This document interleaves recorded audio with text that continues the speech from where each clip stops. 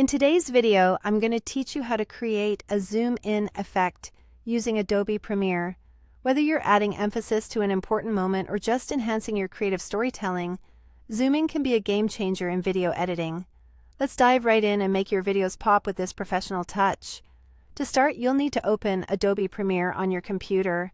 Once you have your project ready and your footage imported, we'll begin by zooming into specific areas of your video. To do this, we need to establish a focus point within the video preview. Simply double-click on the preview screen, and you'll notice a circular anchor point appears. This anchor point is critical because it defines where your zoom will center on, ensuring the part of the video you want to emphasize remains in focus. Next, click and drag the anchor point to the precise location you wish to zoom into. Think carefully about which part of the scene you want to draw your audience's attention to.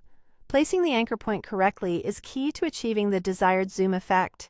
Now, let's set up the zoom effect itself. Go to the Effect Control tab. This tab is where all the magic happens. It allows you to manipulate various aspects of your footage, from scale to position, with precision and ease.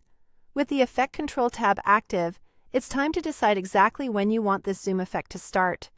Move the playhead to the point on your timeline where you'd like the zoom to begin. Precision here ensures that your zoom effect aligns perfectly with your video's narrative. Once your playhead is in place, click the stopwatch icon next to the scale setting. This action marks the beginning of a keyframe, which is essentially a point where your video's properties, like scale, are recorded. This keyframe will serve as the starting point for your zoom effect. We're almost there.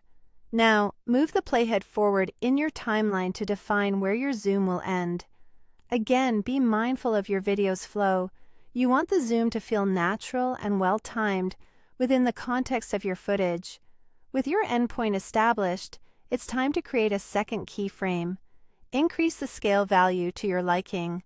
This slight adjustment creates an automatic second keyframe, marking the endpoint of your zoom effect. By increasing the scale value, your footage will smoothly zoom in from the first keyframe to the second, creating a dynamic and engaging visual effect. And just like that, you've created a zoom-in effect. Review playback to make sure everything aligns with your vision. You can adjust the timing or the scale to make it just right. Practice this a few times, and you'll find it becomes a powerful tool in your video editing skill set.